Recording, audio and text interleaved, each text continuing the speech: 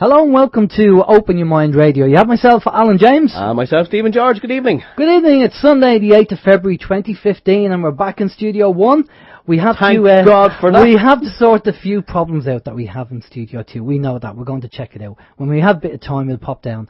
And we'll do a bit of work on Studio 2, and we'll go back down there. And we'll bring some dynamite and hatchet.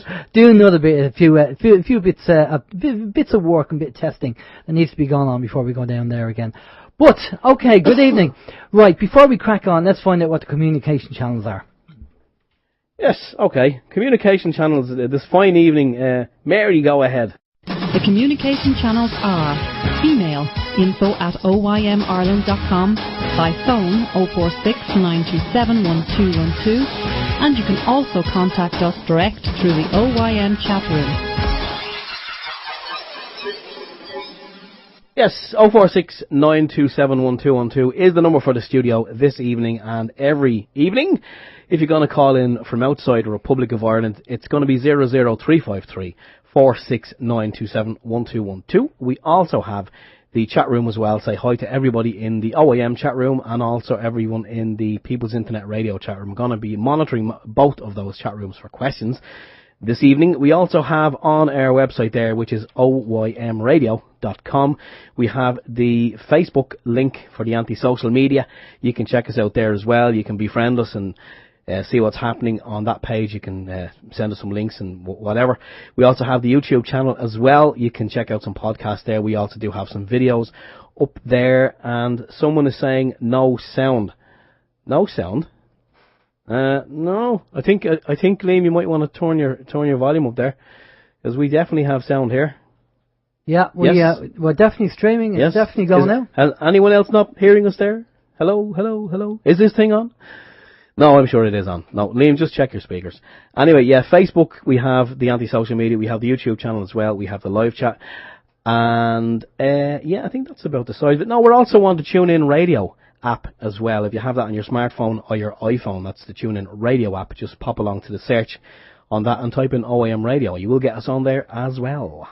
Cheers, Steve. And plus, we have the launch of the OYM smartphone app, which is... could have had a drum roll already. Drum roll, which is available on the OYM website. If you have a smartphone, sorry, we don't have the Apple Store charges $99 to actually upload an actual application, and we don't have $99 just at the moment to do that, I'm afraid. So we've made the actual app available for smartphones at the moment, which is available on the OYM website. Pop along and download it there, and you can listen to our dulcet voices and tones 24/7 after the show, or even live with the app. And there's a few other bits and pieces on the app as well that you can kind of click on and have a look at there. Any feedback and comments, I'm happy to happy to get off our listeners, and we'll see what we can do if we need to improve it or update it. But for the time being, check it out, see what you think.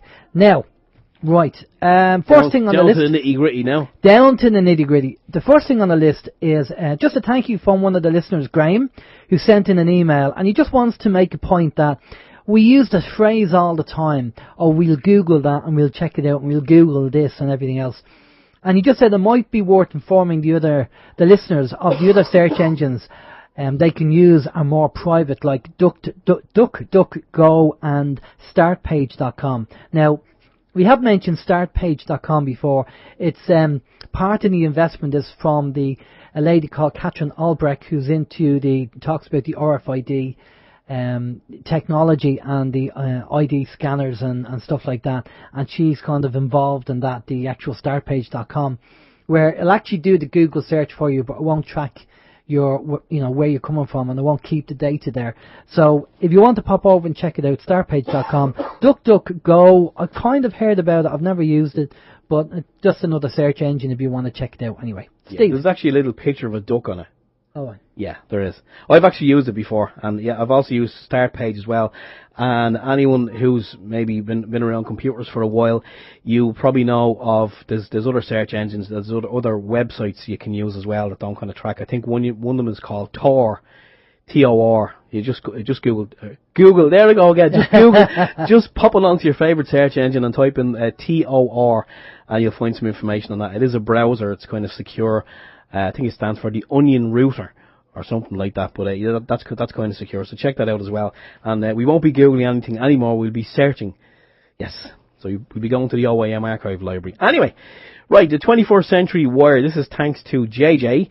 And it reads, Malcolm Burge, a retired gardener who had spent the majority of his life caring for his sickly father, killed himself after his local authority, Newham, am I pronouncing that correctly? Newham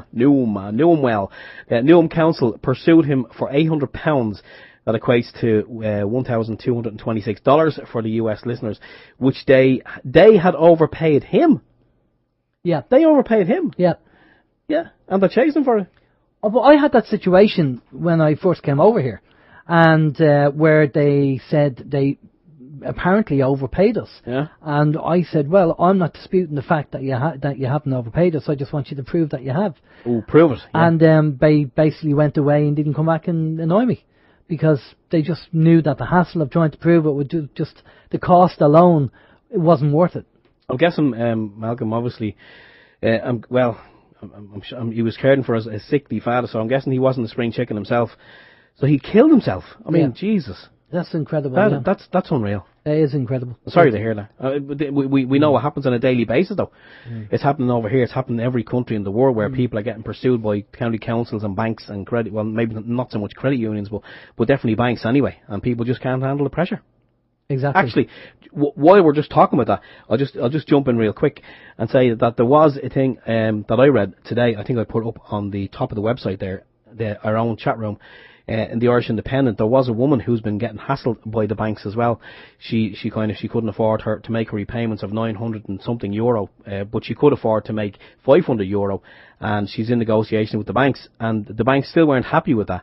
And they've been hassling her, ringing her all hours of the day. So she actually made a formal complaint to the Gardaí in Blanchardstown there very recently, according to that article in the Irish Independent. And the guards are kind of denying any knowledge that a complaint has been made, and the banks are saying, "Oh no, we don't hassle people. We have guidelines and we follow them to the letter, and we don't operate operate outside the guidelines." But I'm pretty sure they do. Yeah, they do. I'm pretty sure they do. Just to say, by the way, just going to miss that part, very important. Our guest on tonight is Byron from the Hub. We're going to be talking to Byron about all the work that they've been doing at the Hub. Some great work, some great feedback from people talking about that. And later on, we're going to get Finbar Markey in from the National Land League to join us and have a chat and just talk about all the great positive work that's been done regarding helping people to deal with the banks and basically keeping them in their homes. So that's going to be coming up shortly. Now, during the week, I don't know whether people have seen it. If you haven't seen it, we recommend you go over to YouTube and have a look. But Professor Bill Black, or William Black, if you remember, Bill was on our show. He was on OYM. I think it was last year he was on.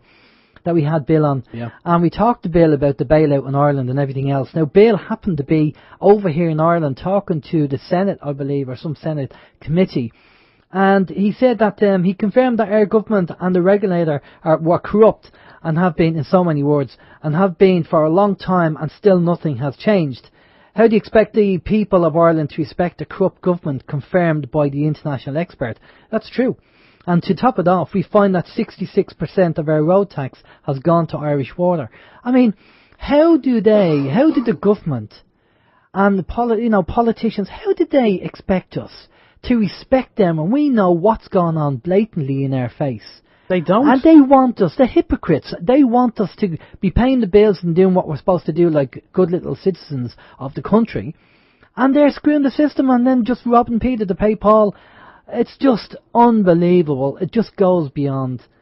It's a joke. It really is. I don't think they don't want their respect. In fact, I'm pretty sure they don't care whether we respect them or not. No, you're right there. They genuinely don't care. And I did see that clip of Bill Black being interviewed on the RTE News by Brian Dobson.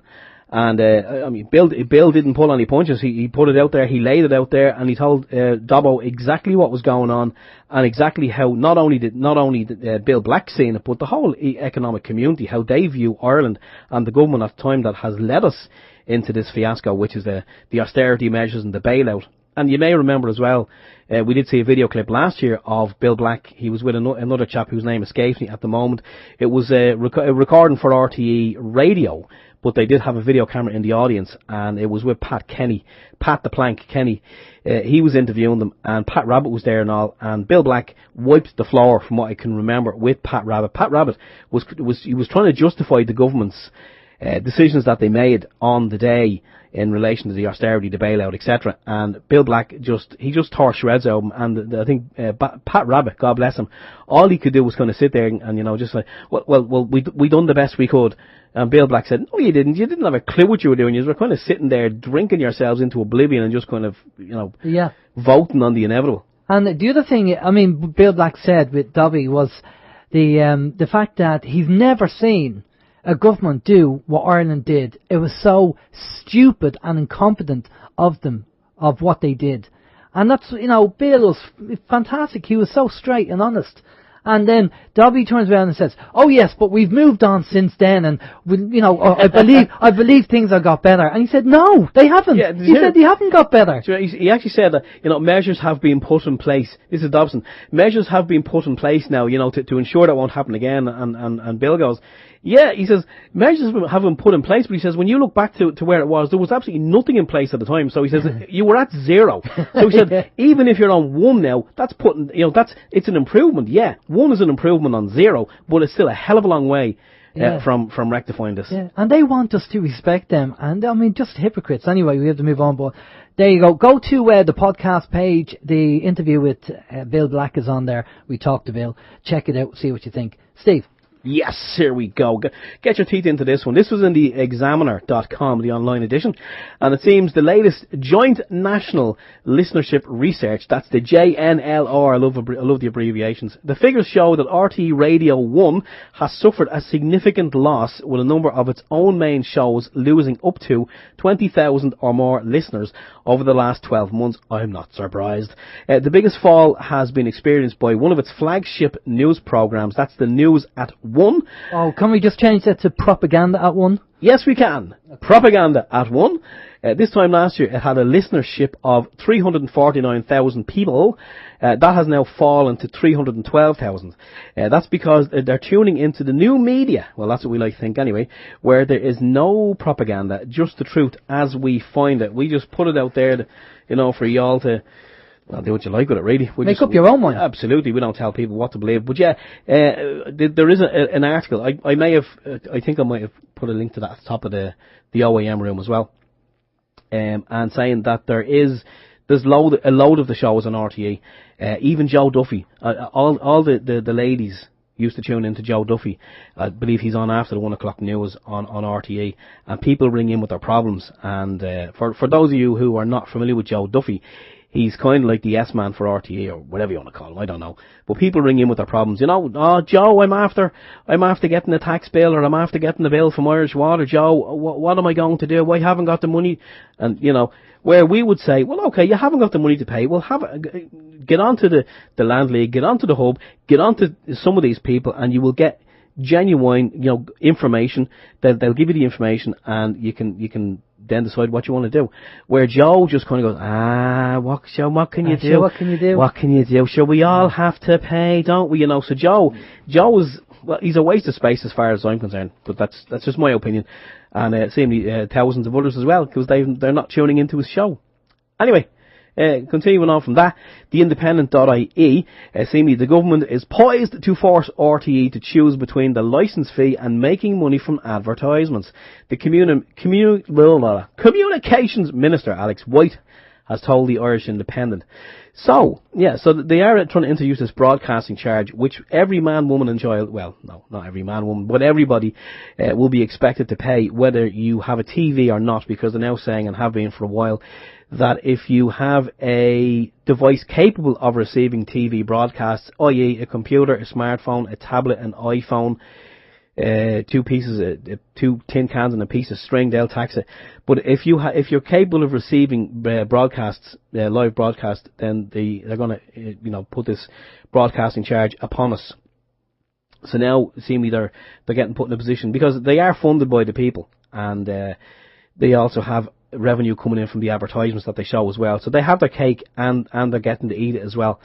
So, you know, we'll see what happens there. Although that article, it is, as I say, it's linked to up the top of the OYM chat room, and it does mention at the end of the article, someone, I don't know if it was the person being interviewed, I can't remember, or if it was the person writing the article, said that they deserve, you know, that we need to have independent media in Ireland, and it should be subsidised, you know. Well, I beg to differ. RTE are not, you know, they're not given balanced media. They're a propaganda machine, and a propaganda machine does not deserve to be funded by the people. Anyway, there we go. And how's your week? I'm glad you asked. Wow, I'm getting all dry here. Pass that bottle of whatever it is. There's some medicine for that. Yeah. Anyway, yeah. What's been on my agenda? There's a couple of things that I have written down here that I wanted to mention. One is about RTE losing listeners. We've done that. The motor tax. Alan has kind of hinted on that as well, about the revelation during the week that a large proportion of the motor tax that we pay over here for is supposedly going into fixing roads and potholes, has been getting diverted into Irish water. But are we surprised? Are we surprised? No, we are not surprised. Nothing would surprise us here. More information surfaced recently on the internet in relation to, I believe it was a study that was done in Spain, Viva España, talking about Wi-Fi and the effects on children. So that's been, it's a great article. I'm not sure if I actually linked to it or not, but it's a good article, and it does say, you know, about the new research that has been done and the effect of the Wi-Fi on children, especially very young infants. What else is on the agenda? Yeah, I was listening to, actually, I found myself, don't ask me how I got here, well, not here but there, I don't know, but I was on the computer during the week and I ended up on a web page that had a podcast on it. And it was the Maine, M-A-I-N-E, the state in the US of A. I don't know, don't ask me how I got there, I don't know. It was obviously divine intervention. But there was a 15-minute podcast, and I listened to the 15-minute podcast, and it was this Maine news station talking about vaccinations, herd vaccinations, herd immunity. And they were saying that, you know, because a lot of people had started to open their minds, if you like, in the US of A, and they hadn't been vaccinating their children. Seemingly there's two ways over there in which you can get out of it. Number one is on religious grounds, and number two is, I think it's philosophical grounds. You know, you have to prove your point, and if you put up a good enough argument, then yeah, okay, you're exempt. But they're trying to remove that one now in the US. They're saying the lawmakers over there, they want to get that one out. So either, the only way you can not vaccinate or be exempt from vaccinations is on religious grounds. Anything outside of that isn't cricket, and they will take your children off you and vaccinate them against your wishes. There's a page on Facebook. Well, there's loads of pages on Facebook, the anti-social media. My missus is subscribed to one of them, and she was telling me a story there during the week that one of the ladies on it, she wanted to know, could someone point her in the direction of information both for and against, balanced, you know, just to get a balanced viewpoint on vaccinations. So my missus, she knew of a couple of places where this lady could get the information she liked, so she sent it over to her. But then the barrage of posts that followed was just unreal. She said a lot of the people were coming back saying, you know, if you don't vaccinate, it's akin to child abuse. And she said you know, people just kept posting, kind of agreeing with that. And, you know, if you don't, you're this, that, and the other. But she said nobody was offering, nobody was saying, well, this is the reason why I say this. They were all just kind of, they had an opinion, they were opinionated. But they weren't offering any. They weren't offering a solution or a website or somewhere that you could get more information. So it was just, you know, it wasn't nice. And speaking of a flu jab, this is the last thing I'm going to mention actually. Speaking of the flu jab, I want to give a shout out there to my mother, who's quite sick this evening, lying on her bed. I was going to say deathbed. Jesus Christ. Scrap that. We'll have to edit that one out of the podcast. Don't say deathbed. But don't say Jesus Christ either. Don't say Jesus. Okay, no Jesus Christ, no deathbed. Okay.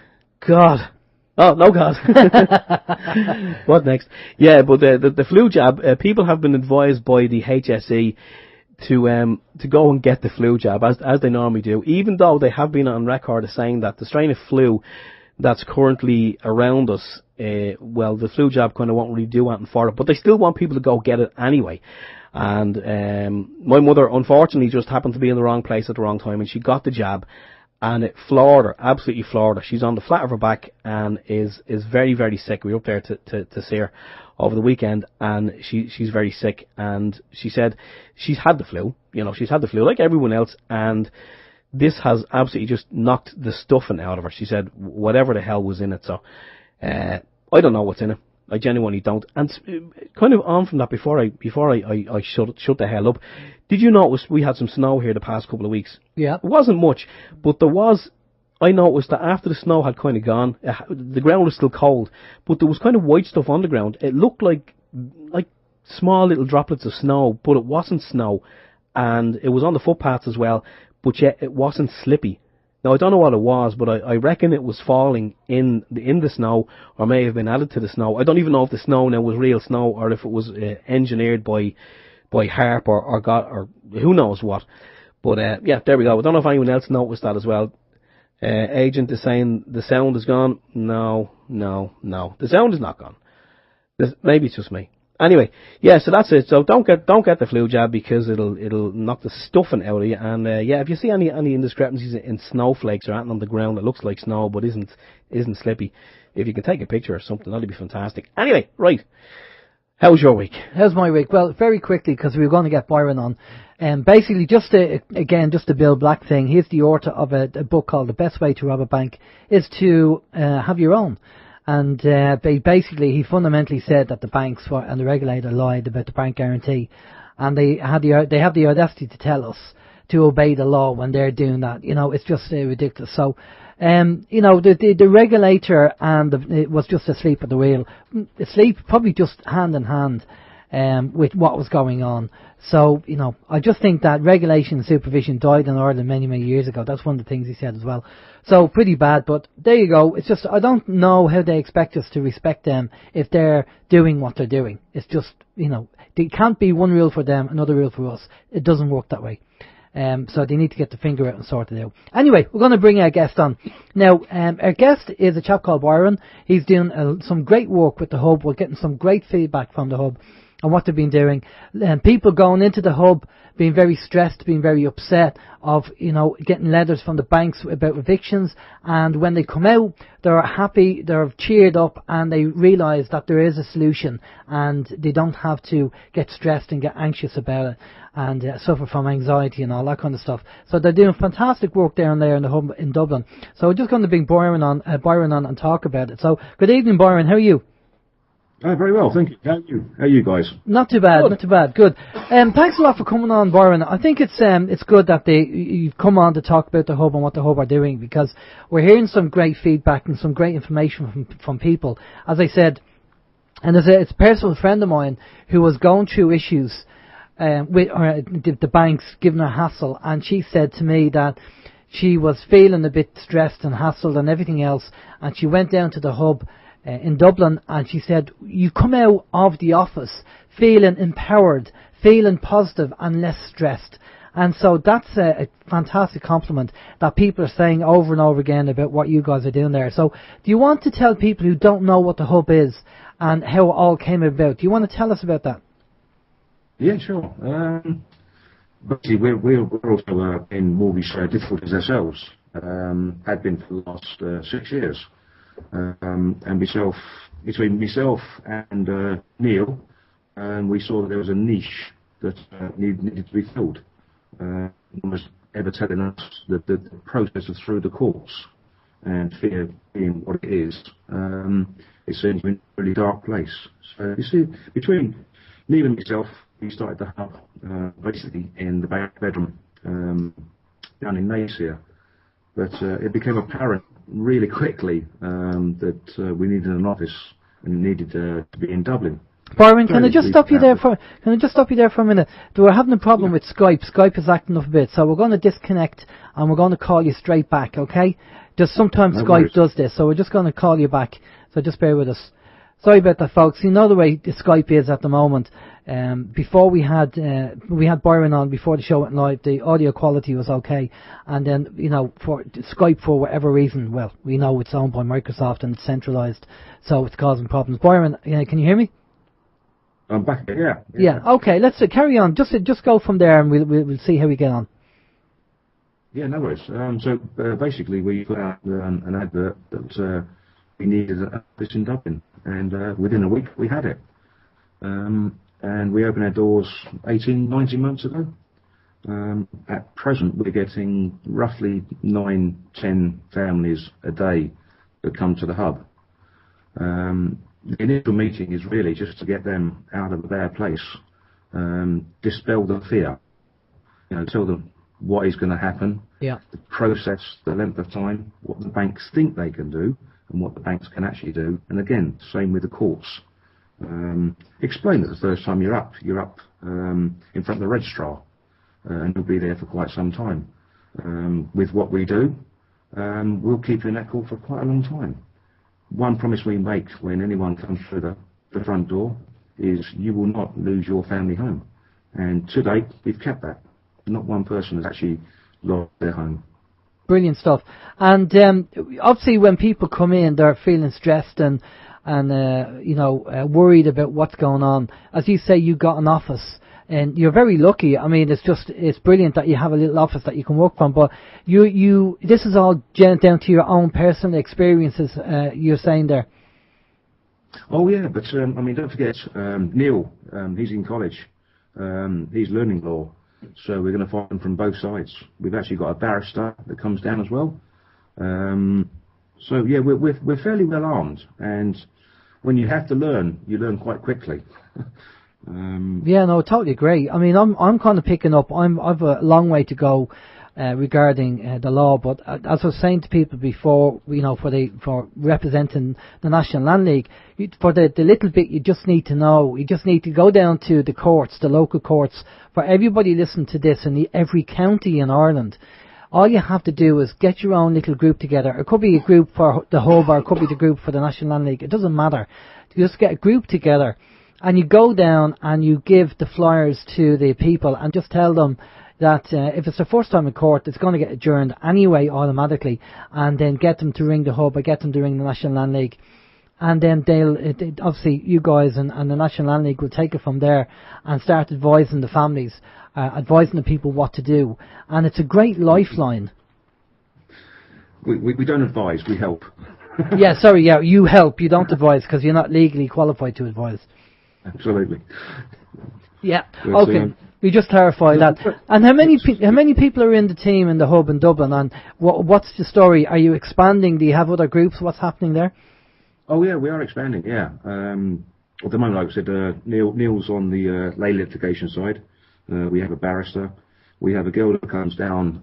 She'll do a file review. We've got Audrey on the phones. We've got Owen, who deals with the rental market. John Ayres comes down. He looks after the Masters Court and tries to recoup people in the Masters Court. And then, as you said, we've got people that are going out all around the circuit courts. But it's not what we're doing. The problem is the fact that people don't turn up. You're maybe 80 to 100 in the circuit court. Yeah. We're lucky if 4 turn up. Yeah. Yeah, and they don't turn up because they feel that the banks are going to win, and they know then in themselves they're scared, they don't know what to expect, and they just feel they don't have any option, they can't afford. They just don't know. It's out of, and I mean this in the nicest possible way, it's out of ignorance of the system that they don't turn up, when actually if they did turn up, they would be surprised that there is a kind of a solution. Yep, absolutely. Yeah. Okay, and that's your Dublin base, but is there any other bases or any other offices that you're setting up or you have that people can find out about from you? We've got an office in Galway. That's up and running. That's been going 4 or 5 months now. And their track record is growing and growing and growing, Yeah. We're looking for anywhere and everywhere. Excellent. And you're obviously looking to set up other groups around the country as well? Yeah, absolutely. So what do you say This to is a big- people? Do you want to put out requests there for people if they're interested? Oh, we do, yeah. If I mean, if you want to start a hub locally, we will come down, teach you the basics. You don't have to have a legal mind. When it goes on to that sort of legal footing, that's when sort of Lay Litigation Ireland steps in and takes over. Okay, so yeah, exactly. Well, this is it. I mean, that's why I said people need to know a little bit, even if you go to courts, because the whole idea of this system is to, if everybody on the list, say there was going to be 80 cases on the day, and then 80 people turned up and all said, I want an adjournment, I have a defence, then the whole system would just grind to a halt. Absolutely. You know, 100%. yeah, Absolutely. and what we need people to do is to educate everybody around them, to tell them that they need to turn up and file a defence, because they're basing the fact that if 80 cases are in, say, one court, and say 70% of people don't turn up, then it's manageable. But if they had 80 people turning up and all saying the same thing, then the system would just be, you'd be getting the Germans for like 6, 7, 8, 9, probably 10 months. Yeah. Yep. And then that means you're staying in your home for that period of time and not possibly paying mortgage or paying what you can afford until the case comes up. Exactly that. If they're going to take the house off you, you have to question, why am I throwing good money after bad? Again, that's doing damage to the banks in itself. Exactly. And obviously if you're not paying money, if people are deciding to not pay anything because it's going to court and not paying anything to the banks, then that means the banks ain't getting money in. And we all know what happened on the night of the bailout, that the banks were like trading insolvent anyway, and that's why they had to get bailed out. And the regulator was asleep at the wheel or in cahoots with the government, whatever way you want to see it. So it's all a big Ponzi scheme and it's all a big scam. But it seems to be okay for them to do it. But when we try and stand up for ourselves, we seem to get clobbered. Well, I mean, Honan was in a Dublin committee meeting 2 or 3 weeks ago, and he said that we're on track to take back the 50,000 family homes, basically. But then he turned around and said that our next venture will be the rented sector, as in the small-time landlords. And he actually admitted that they will be put into a folio and put onto the foreign exchange markets, as in bonds again. That's incredible. It's incredible what they're doing. Do you know the worst thing he said there? Because it'd be large foreign multinationals that buy into them bonds, rates in Ireland will have to go up. So they're not even hiding what they're doing. No, I do find that they're getting very blatant at the moment. The government just seems to be putting out in public and saying, we don't care anymore. We're going to tell you what we're doing. If you don't like it, tough. That's what seems to be going on. Yep. Okay. Now, tell us, what do people need to know? Is there anything that you want to get out there or say to people about the whole court process? Or what would you say to people who are worried about the possible arrears? Because obviously preventive maintenance or preventiveness of an eviction is better than having to have people around the house waiting for the sheriff to turn up. So what do you say to people who are just about struggling, hanging on there, or they know they're going to default? What's the plan of attack? This sounds terrible, yeah, but it's actually get a sense of humour. Because when you come to the hub, we'll spend whatever time it takes to get you in that right mind, where you walk out the hub actually laughing and joking, and there's colour back in the cheeks. And it is, get a sense of humour. The banks can't do what they think they can do. Work with us, and as we said, it won't get repossessed. So far, 9 out of 9, 10 out of 10, people have come down to the hub with an eviction order for a certain date. And basically, that sheriff never turned up on that day. Right, okay, because we see that as well. We see threats from, we have, in County Louth, we have a sheriff, and in County Meath, we have the same sheriff, but she's an acting sheriff in County Meath. And I just find it just gross there's so many words that you could use, that a woman who's apparently, I think she's far to know, she's married, maybe she has kids, can actually be up there as the registrar Well, first of all, she's the registrar, and then she, obviously, what I'm told, I don't know how true this is, maybe you can confirm this, that she will put an order in for, say, an eviction, and then she'll step down and change her hat, and they meet the sheriff and carry out the eviction, and she gets paid for all the evictions. Yes. Yep. That's exactly what we understand. Right, okay, that's my understanding. So I can't understand how a mother, which apparently she is, can actually go and have the audacity to go and evict people and families from their homes. I mean... But there's a conflict of interest there. I mean, she's on a percentage as the registrar, basically. So why would the registrar help you in any fashion? It's in her interest to make money. Exactly. Well, yeah. Go ahead. No, just like, I mean, 1 minute she's the registrar, she gets off of there, becomes the sheriff. So it's a complete conflict. Yeah, it's conflict of interest, and it's greed. Obviously, it's pure greed. Yeah. You know. Yeah.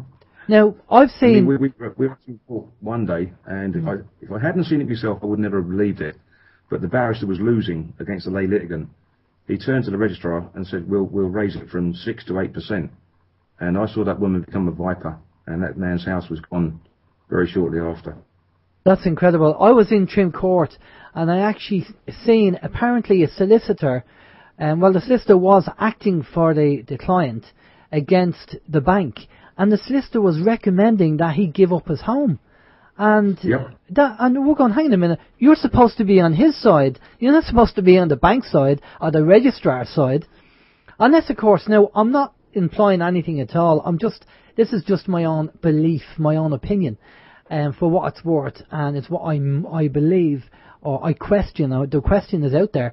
Maybe possibility that the solicitors might be on a backhander, for every eviction that they do put through. I don't know, because we've seen the solicitors and the registrar all cosy in the same coffee shop having a coffee and a scone. We've seen that. That's been seen. So it's it's a bit too cosy, if you know what I mean.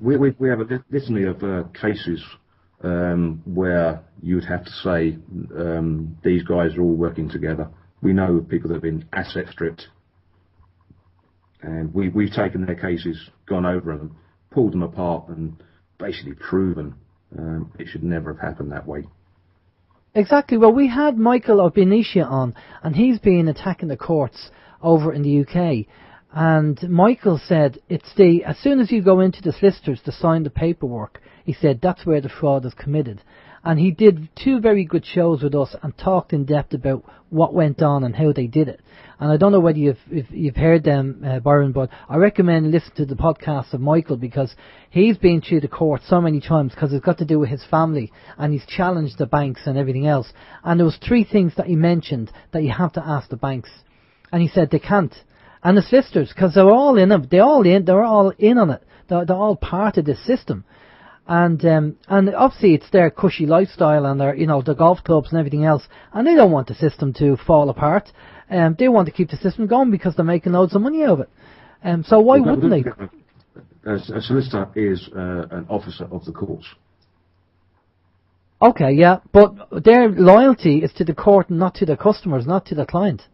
Absolutely, yeah, tend to agree, yeah. Yeah. Well, that's what we've heard through the 2 guests that we've had on the show. That's what they said to us. Kevin Flanagan from Tyrannosaur was on 2 years ago, and I know Kevin's gone through the whole the legal system. He went in and did the 3 years of training to train in the law, and he said his first day of lectures, he went into the lecture room, sat down, and the guy came out to start the lecture, and one of the first things he said was, "Your loyalty is to the court and not to your client." And he said his jaw dropped. Couldn't believe it. That so that's the way the system is. The barrister we have, basically just that. She's now working with us in the hub and bay litigation, and it is really, she sees the system for what it is and said no more, and she pulled out.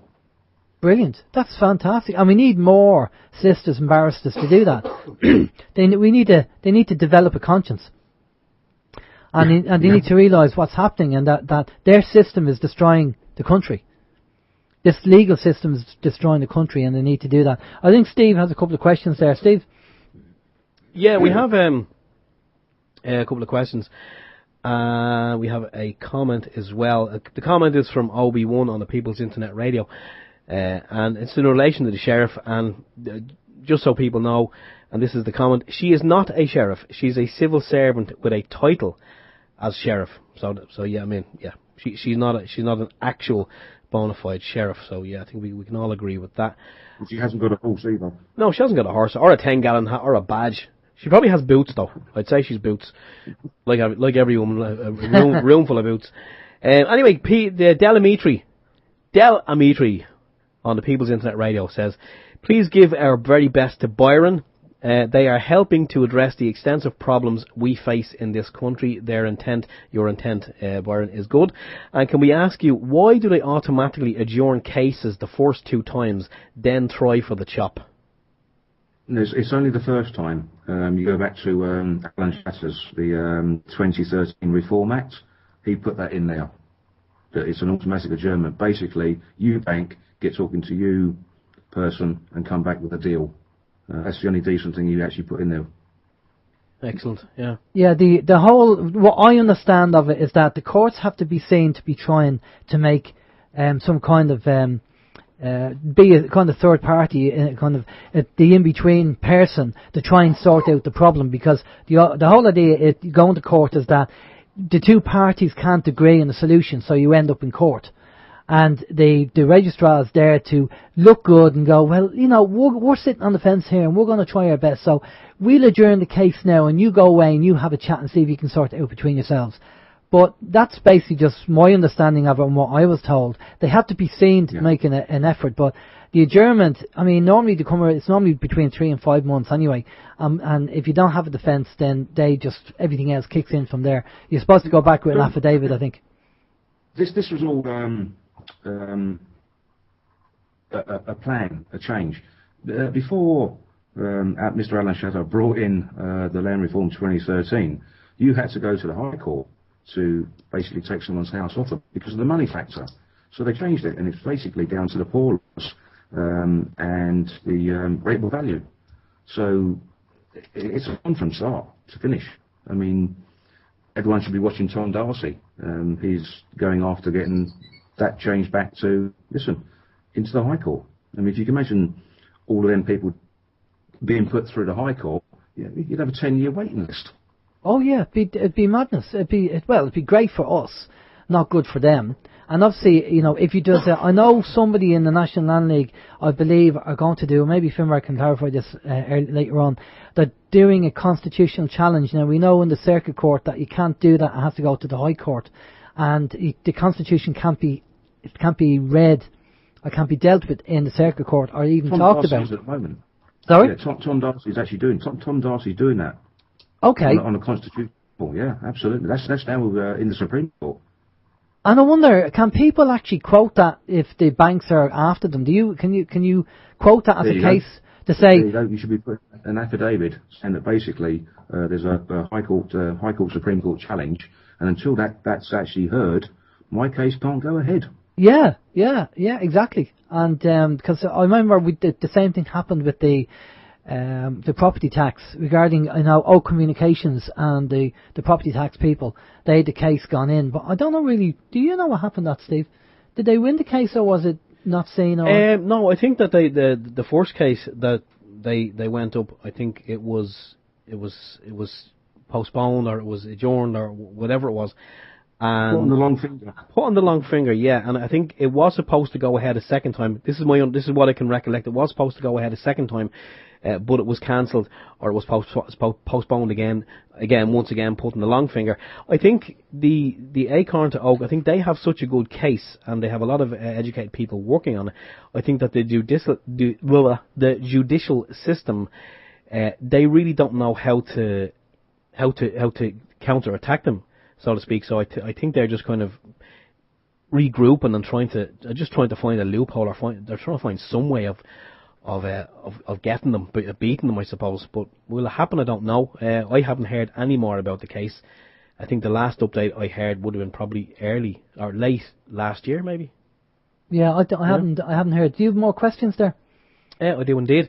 Again, Delamitri on People's Internet Radio, he is wondering, has Byron a simple message that he wants to get out, given I haven't heard him on Joe Duffy or the mainstream media? So he just won. Well, he hasn't heard you on Joe Duffy, and I don't think I couldn't imagine Joe. Well, I don't think Joe would want to interview you anyway. Come on, do the Joe Duffy thing. Pretend to be Joe Duffy, and I'll speak to Byron. Byron, no, you can't do that. Now everyone knows you can't do that. I even Gay Bourne would say the same thing. Yeah. We've actually had a few newspapers reporters come down to the hub. Cameras flashing, interviews, and that'll be in the paper next Sunday. Sunday comes and Sunday goes, and now they won't answer the mobiles. So you know as well as I do. They're doing reconnaissance. That's all it is. They're going promising you. Oh, we agree with what you're saying. You really you have a great case there. We love what you're doing. We support you all the way. Give us an interview. You give them an interview. They get snap happy with the camera, and all they're actually doing is bringing the information back to their editor or someone else, and they just go through with a fine-tooth comb, just looking for something where you slipped up, you said the wrong word, or you gave misinformation, or you said something, maybe in a different way, and that's the piece of information that they will use at some further date when they do put up a picture and an article in a newspaper. This is what Byron said on such a day. It'll be all used against you. We actually had people come down and they brought their folders down. And the letters they bring down from the banks, they aren't even folded. They're fresh off of the print press. We know who they are. And, do we do anything different? No, we don't. Do we not? We tell them the 9 yards. We've got no fears about who they are and what they think they can do. Yeah, the old Skype quality is gone again. I think we'll try and disconnect and reconnect again, Byron. We'll just try that again. No, so we'll just call you back now in a minute. Steve's going to do that now. It's just, I don't know what it is with Skype. I think Uvo, with some of our... Oh, well, there you go. You back? You there? Yeah, back, yeah. Okay. Yeah, I mean, Uvo seems to be a better quality product than Skype because of what Skype's doing. So, and it just seems to be very strange. We can call somebody in Chile, Dr. Rima, and the quality is brilliant. I mean, then we call you and you're just, in the same country and the quality is terrible, It's just it's just amazing how it works. So we don't really have time for the mainstream media. And funny enough, I mean, we've never been contacted by them. And even if they did ring us and wanted some story, we wouldn't be interested in speaking to them because we know exactly how it would be spun. And time again, people have gone in. I remember the Sovereign Independent. They did an interview on the radio, one of the mainstream radio stations. But it was pre-recorded, and what they did is they chopped it up and made them sound like nutters. So never again. So I wouldn't recommend anybody who's involved in the alternative media to actually, or the new media, if you want to call it that, to actually do any interviews unless they're live, because they'll only chop them up. Yeah. Yep. So what's on the agenda for the hub? What's the plan of attack now? What way do you want to expand the hub, and what way is it going? Well, the first thing that came out of today's meeting was we need a second phone line because we are inundated with phone calls. Apart from that, we're just going to the rate that we can handle. Saying most martyrs die on their own knife. We don't expect that. We don't want that. We're getting a steady rate. Byron, what we're going to do, I think what we're going to have to do, Byron, is going to have to give you a ring, because it's the quality of the phone line is getting really bad now that we can barely hear you. And what we need to do is we need to be able to have a chat with you there.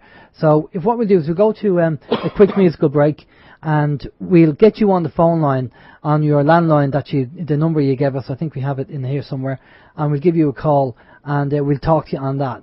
Is that okay? Absolutely, yeah. Okay, we'll talk to you now because the quality. Yeah, the quality is getting worse. So we'll just stay there for a minute. We'll go to a musical break and we'll get Byron back on, but we'll get him on the phone. So back after this. This is Open Your Mind Radio on OYMradio.com, UnitedWeStrike.com and PeoplesInternetRadio.com. Okay, we're back. Now, we've called Byron on the landline there because the Skype was just getting to a stage where we couldn't understand them. The quality was pretty bad, and the landline seems to be a little bit better. Byron, do you want to come back to us there and we'll hear what it sounds like? Yes, yeah, how's that? Yeah, that's much better now. Sorry, carry on what you were saying there, because obviously the information is very important that you get it out there. Tell us what you were. Go ahead with what you're saying. Basically, at the moment, we need to get in another phone line because we're getting so many phone calls on the one landline. It's just basically people are not getting through, and we're getting complaints that he's constantly engaged. So that's the first move. And as I said, we're just going to move along at a nice steady pace, trying to capture as many people as possible in the court system and get them into the hub. That's really it. We're just going to grow as we can, you know. Brilliant. And of course, with what's going on at the moment in the media, with they're talking about 50,000 house repossessions this year alone, probably even more. Are you starting to see that escalate with people coming in now in the hub? It is, and it's not in a nice fashion. I mean, don't forget this started well over a year ago, so the registrar only has the power to put a conditional possession order in place, normally 9 months. So now we're seeing that figure filtering through. People are actually walking in with the possession order in hand. But again, people don't panic. We use the court system against them. We will put in certain paperwork to try and get that, either stay on it or get you back into the court system in an appeal fashion. Logic says if you've got an appeal in with the courts, the sheriff can't actually move. Because you might win that appeal. Right, okay. Well, it's in kind of flux at the moment. If you have an appeal in, it's in kind of flux, and she can't do anything because there has to be some kind of determination for her to do something anyway. Absolutely, and literally use their own system to you can't say beat them, but you know to clog the whole thing up. You know, and to be quite honest, the new appeals court, we've had 4 successes within that system. In that the judges have turned around and said, get out of the court, we're making no decisions here, get a deal done and don't come back. Brilliant. And are you finding that that the banks are more, they're trying to actually negotiate because of what's going on, because people are now standing up to them? Are they getting frustrated? They are. They're getting totally frustrated. And I mean, when we get a bank that's stepping over the mark, we just remind them that we'll keep you in that courtroom for the next 5 years, if not longer, and cost you at least 100,000. So yeah, it is filtering down. Now the fact that people are standing up to the situation, they're more ready to do a deal. They're more ready to talk. Yeah, definitely. Well, that's a great thing. And the whole thing is, what I've said to people time and time again, and I've even dealt with members of my extended family, that's all I'll say, who obviously are in certain issues as well and certain problems, and because their understanding is that we should be very good payers and we should always pay our bills and we should always deal with the banks, and it's the kind of brainwashing that we've grown up with. Yeah. And they feel that, why can't I do this? Why? And I have to keep saying to people over and over again that this is not your fault. This is our government who did something they shouldn't have done because of their complete ignorance and lack of understanding and lack of balls to want a better word, Leroy D. And basically they just screwed the country. And then they came back to the Irish people and said, we've to bail out the banks and you're going to pay for it. And then we're paying to bail out the banks. And then the banks come around saying, oh, you can't afford your mortgage, we're going to take your house off you. And you think, we've just bailed you out. I mean, the stupidity of that alone is unreal. And yet these people who are in government, these politicians who we voted in, well, I didn't vote for any of them parties in there at the moment because I wouldn't touch any of them with a barge pole. But these so-called people that are elected representatives of the people, and are they not saying? Have you talked to any politicians and said this to them, Byron? Have you asked anybody? No, on that sort of level. Personally, I know Neil does, but I've got no faith in the matter as far as politicians go. I mean, this is a plan laid down a long time ago. I mean, you've got, 5 courts sitting next week, and there's 378 people going to lose their home. Where are the politicians? Where's the help for these families? There is none. That's madness. It really is madness. Where's the empathy? Ireland's going to be a rented nation. And as Honahan said, because they're multinationals that are going to come in and buy a slice of that bond, the rents in Ireland are going to have to go up.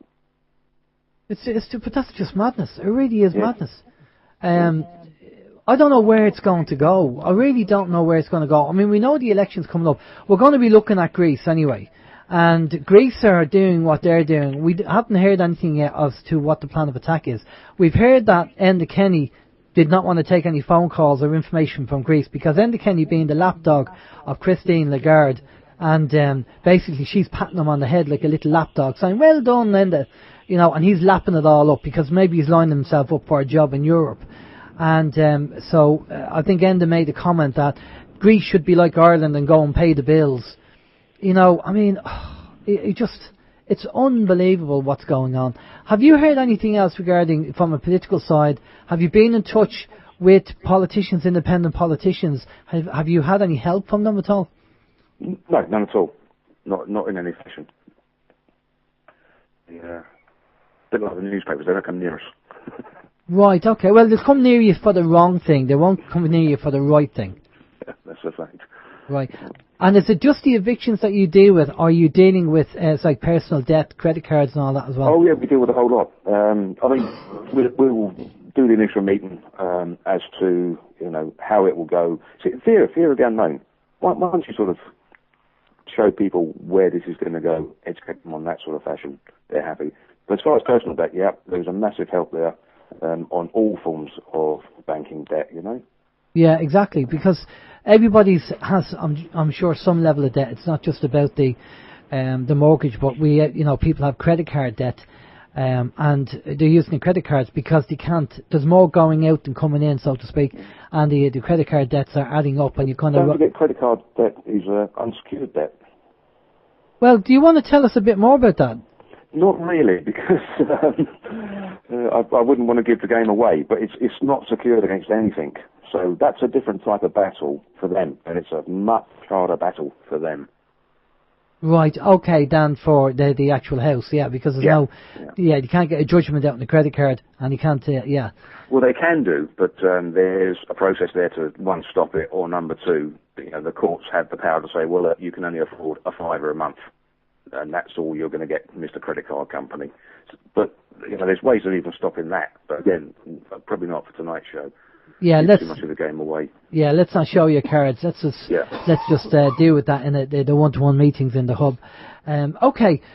So is there anything else that's going on that we need to know about, or do you have a kind of an overview of when you started with the hub to where you are now, how many people you've helped, and how things are going? What's your own kind of take on how things are going for the hub?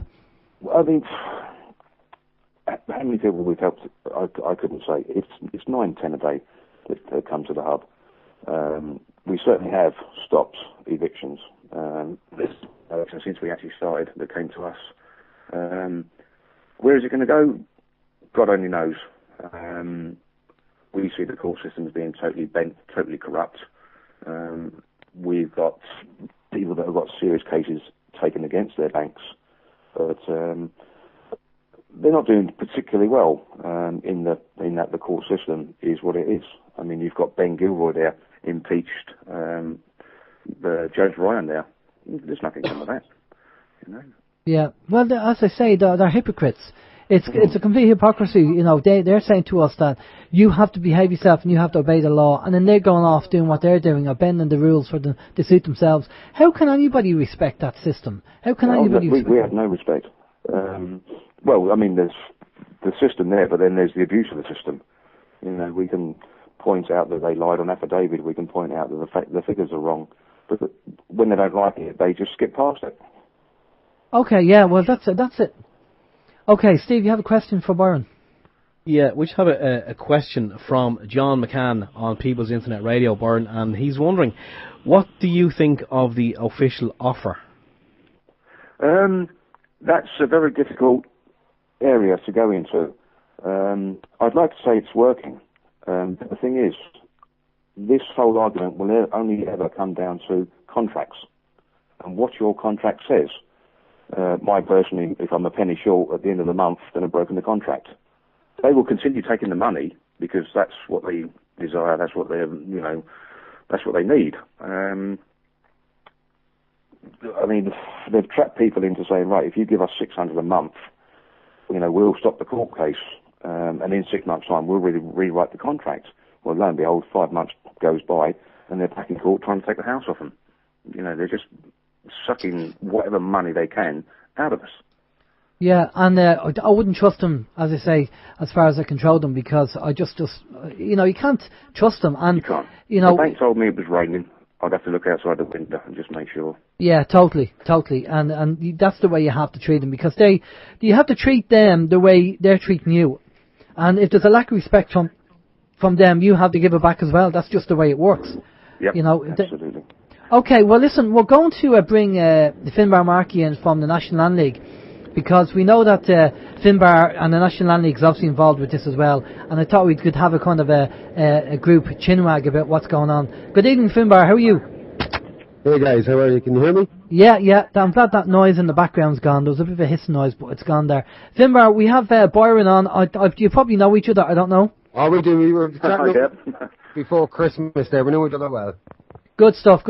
We're just getting an update from Byron regarding what's going on with the evictions. Do you want to give us your spin on how you're seeing the evictions and how the National Land League are dealing with it? Yeah, up until recently, eviction has been hypothetical, I suppose, in the sense that once every month or two we'll hear of a planned eviction to be carried out, or a possession order to be executed. And we all got down to it, and that was fine and dandy, and we did a lot of learning about letter writing and about court stuff and stuff like that. Over the last couple of months, and particularly the last month, there seems to be a hell of a lot of pressure on the local sheriffs in relation to executing orders that have been building up on their desk over the last year or two, and that they've been avoiding because of groups like the Hub and because of ourselves and other individuals and groups. But the white foam of the coming tsunami I'm starting to see it, and I think probably Byron's in the same situation. There's a lot of people now who have had orders made, and they're facing the crisis right now, this minute. So in terms of where we're at, we're just trying to build, as you know, right across the country as quick as possible, and also trying to keep it as simple as possible for people that we're trying to help. Hopefully getting them before an order for possession is made. Yeah, well, I have to agree with you there. I've gone down to, we have a little bit of an echo there. You there? I'm there, yeah. Okay, just a little bit of an echo there. I have to say that I've been down to Trim Court, and I've been down there, and a few of us from represent the National Land League, and a few people from the Hub, and it does great camaraderie, because the fact that we're both there for the same thing. And nobody's stepping on anybody's shoes. Nobody's saying one person's better than the other. It's just mutual respect there, because we're there for the common purpose, and we're there to help the people that's there. And I have to say, fair dues to both the National Land League and the Hub for, having that kind of unofficial arrangement. But it's very good. It works well, Well, how could we not synchronise, in the sense of what we're doing, the way we're doing it? I think both the drivers of the Hub and the National Land League are not just softly kind of people. We have a sharp side as well as a soft side. We do a lot of admin and all that. But the bottom line is, unlike any solicitors, barristers, financial advisors, or anybody else, we will step over the mark for the homeowner. And I think that Byron will probably fully agree there. Fully agree, absolutely. And don't forget, we don't have the same rules. A barrister solicitor has to follow court rules. We don't. Yeah. But even beyond that, members of the Hub and members of the National League will go and will stop an eviction until we can get the paperwork going again. You won't get that anywhere else. Yeah, well, I think and it's brilliant that you can do that. And as Byron said, he has assistance from a barrister as well, which they're happy to help out, which is brilliant to have as well. And all that's part and parcel of working together to have some kind of fight in the system.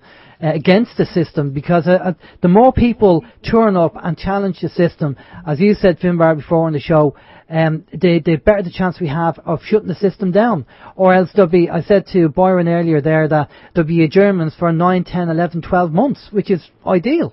Yeah, and even beyond that, just the impact that we have. As an example, 2 recent examples. You guys have been following, and I've been updating you over the weeks with regards to the different boycott campaigns that the League and other groups are involved in. And one of those boycotts has been with regards to the solicitor's firm that is owned by the husband of the registrar, Mairead Hearn, in Louth and Meath. Now, thus far, they have been in retreat over the last month and a half, to the point where the husband's firm is no longer listed on anything anymore, and it would appear that he may have sublet the contracts out. But they're doing everything to hide the fact. And they're taking us very seriously with our letters, but also with our threat of boycott. Equally, over in Westmeath this week, I had a call actually from a man called Aidan Davitt, who was one of the partners in estate agents, Davitt and Davitt Estate Agents. And it was Margaret Hanrahan, another great worker, who put this man in contact with me. There was a planned protest there. The National Land League supported that protest in relation to the sale of homes. Your man Aidan Davitt phoned me up, and you could tell he was extremely concerned that the National Land League were going to be outside his place protesting, and as a result he agreed on behalf of the firm not to sell, and this is a massive agreement, not to sell any repossessed homes, farms or businesses. Now I don't know how he's going to sustain, but our bottom line is, that is our bottom line. When we're negotiating with regards to these things, it's not just about 1 or 2 properties that might be on sale at the minute. It's about pushing a full agreement over the line. And that was achieved this week. We will be watching to make sure it's maintained. But there is, now when they hear about the hub involved and they hear about the National Land League involved, they take us very, very seriously. But there was a time that they didn't. Yeah.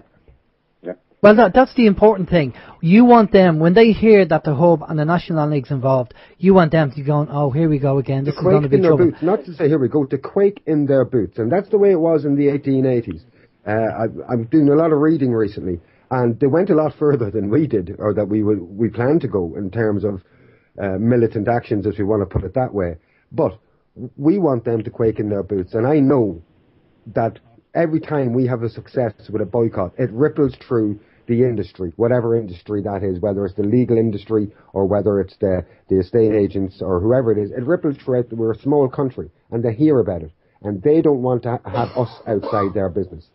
Well, one thing I just want to clarify, we have a few questions come in, but I want to obviously clarify this with Byron and clarify this with you, Finbar, as well. It was a comment that was made to us on last week's show, and basically, apparently in the law, anybody that has a group that has a leader is illegal, right? Which, I mean, that they should arrest the government parties because they have a leader. But let me just clarify with yourself and Byron that the Hub and the National Land League are a cooperative. It's a collective of people, all on the same level, all working together. You might have somebody who's a spokesman for the group, but you're all a kind of collective cooperative, and there's no leader. Is that Would that be fair to say? We're not a legal entity. The law will try to pigeonhole us into something, but we are us. That's as simple as we are. We are us. We have a shared goal, shared aims, even shared strategy, but we are not a legal entity. You will find that there are particularly energetic people and proactive people in all organisations. But in terms of putting titles on people other than facilitators and coordinators, that's where we stand in the National Land League. Okay, and Byron? Exactly the same. The Hub most certainly does not have a leader. We collectively work together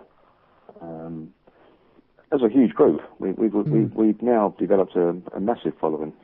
Okay, what about I know that there was the court case regarding the KTEC security and the whole City West Hotel. That's still going on. Yeah. Basically, he's taken a plenary out against us, so we probably couldn't talk too much on that tonight. But he's actually taken a plenary action for damages. Well, okay. And that's ongoing. And why do you think they selected out the people they did? Again, maybe not tonight. There is a strategy there by them, Byron, and I really wouldn't want to sort of put out. We know the strategy. We know why it's being done. Yeah. Okay. So maybe for another time. Okay, maybe after the case. Absolutely. Yeah. He's got 3 weeks left to put in his statement of claim, and we've got, I think, 4 weeks to put in. You know, we go back and ask questions, and then after that we put in either our defence or a counterclaim. Guess which one we're taking.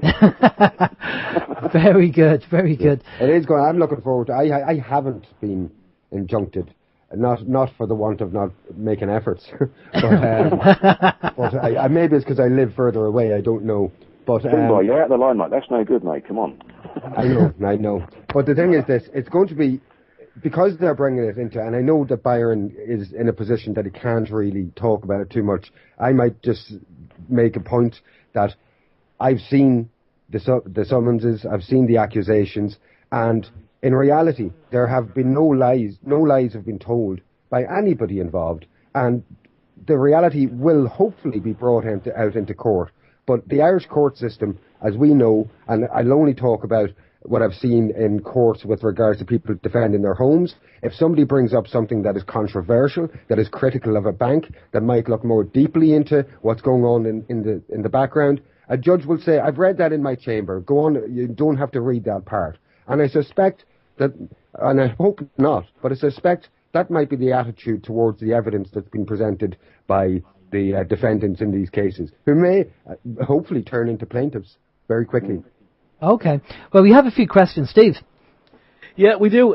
This one is from Andy Wildhunt, who's on the OYM chat room there at the moment, and he's just wondering, Byron, if you're versed in the rules of admiralty or maritime law. He said it's just that it's involving the rules of the official offer.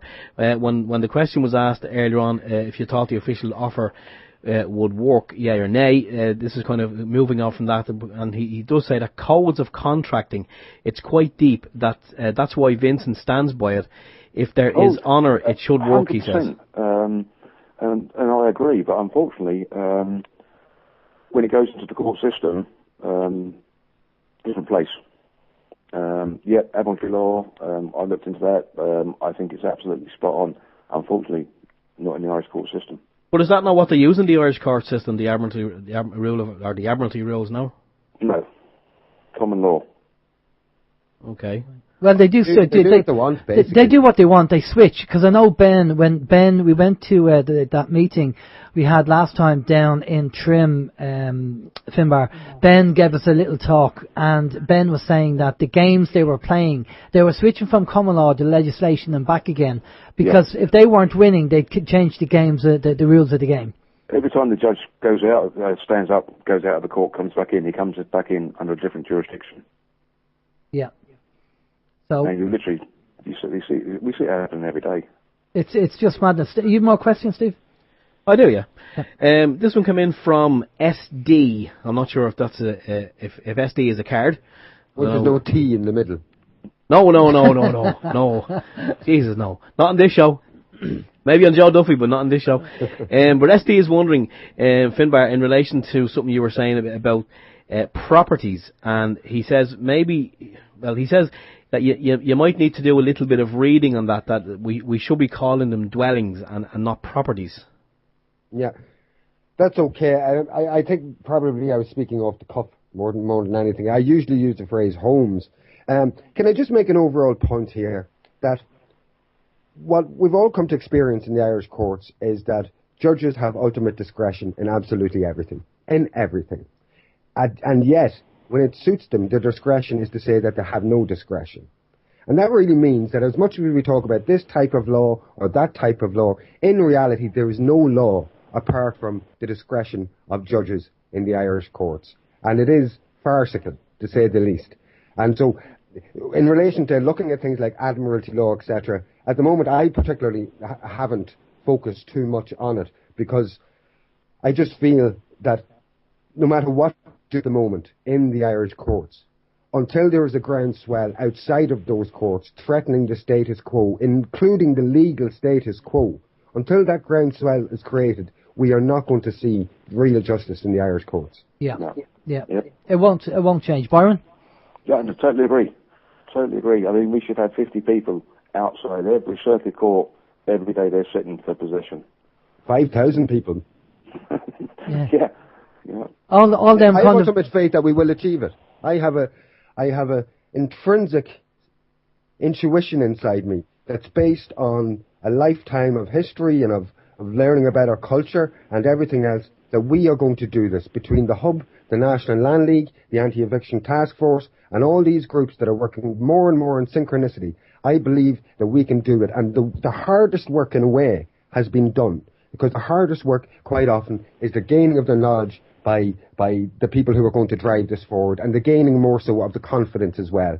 And I believe in the next year and a half, because if you look now, I'm looking everywhere, all the politicos from every political background are now trying to get up on the back of groups like the Hub and on the back of groups like the National Land League. And I'm delighted to see it, because our main aim is to make this the central issue for the next elections, and real commitments where we draw up the legislation and we make them commit that within a week of the next government that they pass that emergency legislation. And it can be done. They can turn black to white overnight in Dáil, Éireann. If they want it.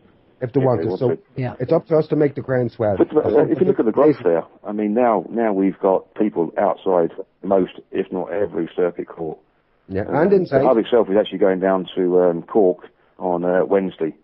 There'll be a skeleton crew in the Hub Dublin, but we're actually going to go down to Cork Circuit Court on Wednesday, because there's 95 people, families, up for possession, and it's actually labelled for possession.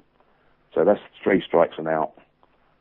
95 people going to be evicted. And where are these people going, guys? That could be 150 people. That could be 200 people. Yeah, that's 95 homes. Where are they? Where are they going? Where do you guys know where they're going? They're not going anywhere yet, because they're not. Anybody who contacts us don't get evicted. You know. Yeah. So we don't know where the other people are going. We just don't know. Because I'd seen a very, very quick article before we went live on Facebook. Somebody posted up there, and there's a picture of a couple in Heathrow Airport, and it said, it looks like these couple are waiting for a flight to go away on holiday, but apparently they're homeless, and they were in their 60s, and they kind of stay in Heathrow Airport. Mm. I mean, we posted a blog up an article on our website this morning, looking at senior citizens facing potential eviction. Because there were so many schemes on the go for people who had already spent their life buying their house out. It was this equity release business. Oh, why don't you give your inheritance to your child before you die? Why don't you sell the house? Why don't you do this, that and the other in different ways? But you'll always be allowed to live in it. But now we have that's clauses that were put into contracts. And sometimes even where one of 2 parents passed away and left a will that the other person... So there's loads of different ways that they thought they had a guarantee that they would be in that home until they die, and that one of their children would end up getting the home. But it actually ended up that now you have particularly young women, or middle-aged women and young women, who are actually living in rented accommodation with their family, whilst at the same time their parents are living in the home that they were supposed to be paying a mortgage for. Now they're failing on the mortgage, and the parents are up for eviction. And this is something that's coming through to the Hub as well, that basically we're now moving into a time where, you know, the mothers and fathers have been helping their child over the last year, and their money's now run out. Yep. So we're moving into a different era yet again. So it's grandparents as well. It's not just young. You know, we almost have I've heard responses, but they're young, you know, they'll pick themselves up again. But there's people in their 60s and 70s and 80s, couples and widows and widowers, who really don't know, and some of them don't even know it. Yeah. Some people come to us and their children who are adults, have not told them. Yeah. There's family members and husbands and wives in the same thing. They haven't told. The wife might think that everything's hunky-dory because the husband does all the paperwork and vice versa. And all of a sudden, you know, they find out 6 months down the line that the mortgage hasn't been paid for 6 months because he's been made redundant or for whatever reason. And nothing's been said. I mean, this is... Do you know what? That's one thing that, if we get nothing else out tonight, is the fact that the husband and wife need to come together as a fighting team, because we see so many couples split up over this, or you'd have one coming down on one hymn sheet and the other one's not on it. So, guys, get together, start to fight as a unit against these thieves. Yeah. Even if you have split up, I would say as well, Yeah. Yeah, you have to. I mean, it has to be a common ground for everybody to come together and fight the system, because the system is fundamentally corrupt, as we all know. And there's a lot of women being abandoned out there, if we're just straight and frank about it, where husbands or partners are buggering off, sometimes to other countries, can't contact them. Even if you can't contact them, if you get an agreement to take his name off it and work out some other deal, the bank won't go for it. There's just such a mess. And the bottom line is, as I say, although we work for deals, we try to stall in the courts more than anything else. It's the groundswell outside that we need, and I think if myself and Byron can convey something tonight, it should be that each and every one of us has it in us to get involved and be a driver in this. I'm sure Byron gets sick of it, like I get sick of it at times, being seen as one of the main people, when in reality what we really want is everybody to see themselves as a leader. And it's hard when you're in debt, because you think to yourself, will they pinpoint me first if I put my face out there? And I understand that fear, but it hasn't been the experience so far. In fact, what I found is the people who do get out there and educate and be proactive for other people as well, they don't get pinpointed usually. In fact, they get avoided.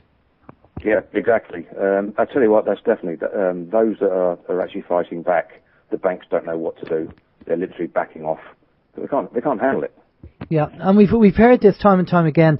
We had Marcus McKeown on. He's the guy that wrote the book, How the Banks Are Screwing You and What You Can Do About It. Yeah. And basically it's a very good book. And Marcus was on the show, and he said if you go on the attack, write the letters, don't ignore them, write the letters, go on the attack, and they'll kind of look and go, okay, we're not going to go near that person because they know what's going on. We'll go to somebody over here who knows nothing. We'll pick on them. Can I tell you my personal experience?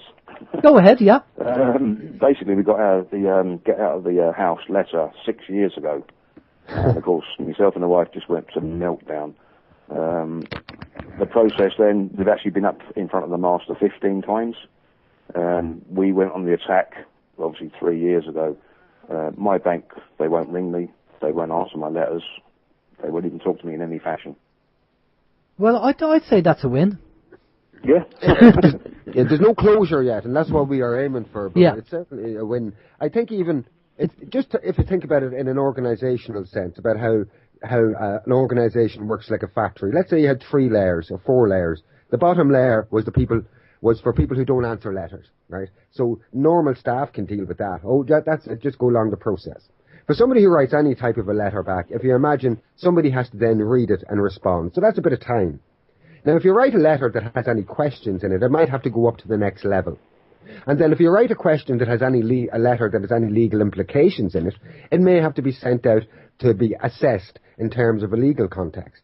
And you see all these letters moving, and even so, at a minimum, you're getting yourself a lot more time just by replying. But I warn everybody this: if you don't reply, then you're looking uncooperative, and that's what they want. They want to prove in some way that you're uncooperative, so they can move into the court process. Stay within the NARPS. As long as possible. Yep. Yeah, and you have to talk. I mean, no problem was ever sorted by not talking, really. So, even if it's a stalemate, what you have, Byron, with the bank, then you're happy with that because you're still in your house.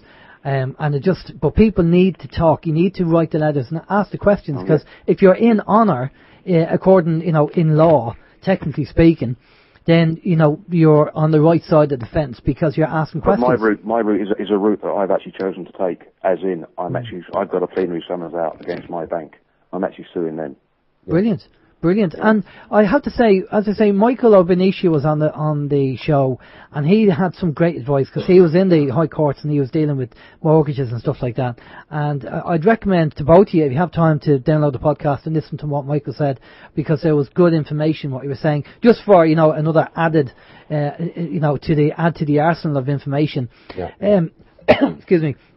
But the one thing I'd say is the camaraderie and getting people involved. I know for a fact that people have contacted the National Land League, and I'm sure it's the same with the Hub, saying, I'm here, I don't know what I can do, but I want to do something. How can I do it? And it's, for people who are listening tonight to the show or listen to the podcast, and they're sitting there thinking, yeah, I want to help out, I want to do something. Let us know what the people can do. Go on, Finbar, you go first. Okay, well, first of all, I got an email like that from a senior citizen, a female who lives in, I assume that Avoca is North Wicklow somewhere. I got this email this afternoon, and they opened it up by saying, I know I'm only a senior citizen. And I thought to myself, that's a bit derogatory. Senior citizens are probably some of the most respected people in the country. And when you see them out active, then you know that something's up. So, what can you do? We got back to her. The first thing that you do is that you contact us through our contacts forum in some way, whether it's through our website, whether it's through dialing the national number, in some way like that.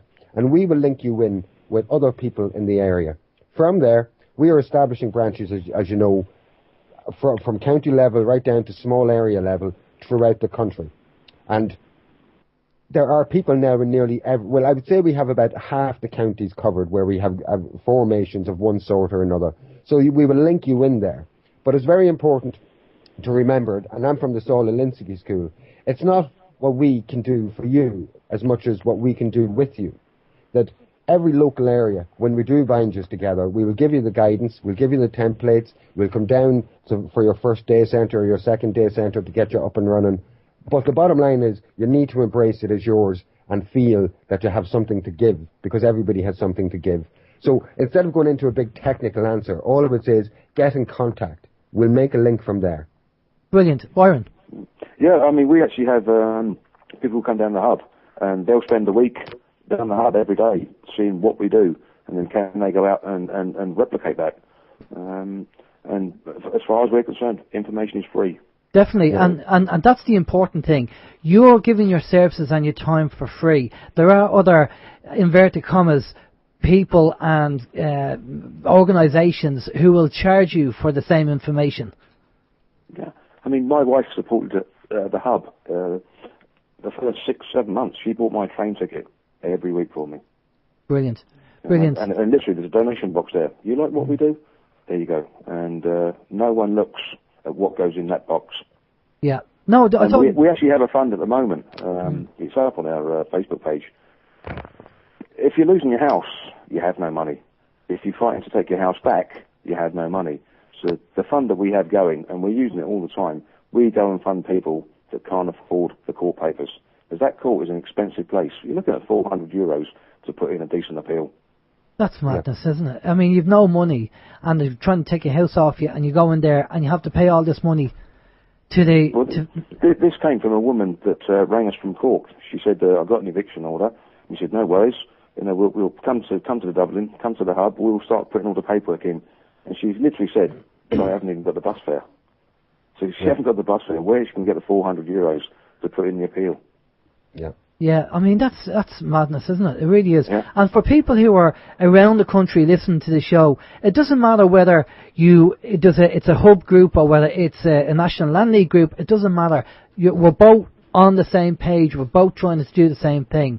It's to trying to help people to stay in their homes. So, yeah, well, I see into the future what's going to happen, I think, is that we're all doing so well, all of us, and without bumping off each other or any business like that or being abrasive.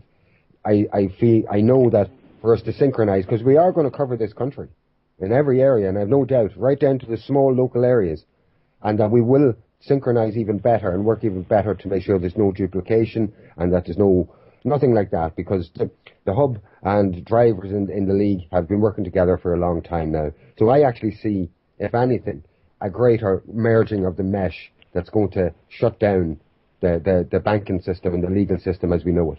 Yeah, and it's a case of leave the egos at the door and let's get on with getting the work done. Absolutely, yeah. You know, because that has to be said. You know, ego. You know, the two things, the ignorance and ego are the two things we want to move away from. Wisdom and tell us what the other one is, Steve. Humility. They're the two things that we need to move towards. I was just going to say that. Yeah, you've a question. It's important as well that you know, it's very the egos thing is said all the time, but I think it's a remark off the cuff that we should ponder on sometimes, because we need to be careful to distinguish between proactivity and drive and ego. Yeah. They're two quite different things as well, you know. And as I mentioned earlier, there is a problem, whether it's with the hub, with the National Land League, that the most proactive people will be the people to be seen as almost the leaders.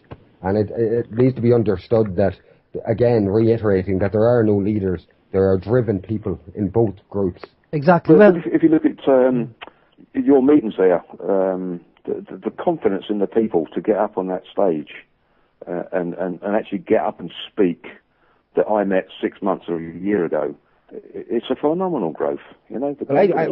I'll tell you, Byron. I'm guessing you're referring to Michelle. I won't say her surname in case she doesn't want me to say it. That spoke at the Loud launch. She was very good. She told her story. Now, I thought I knew Michelle well. And then she told a story about her own experience, that how for a year she had locked herself in her home, couldn't open the curtains, couldn't go outside with the depression and the anxiety of what she was going through.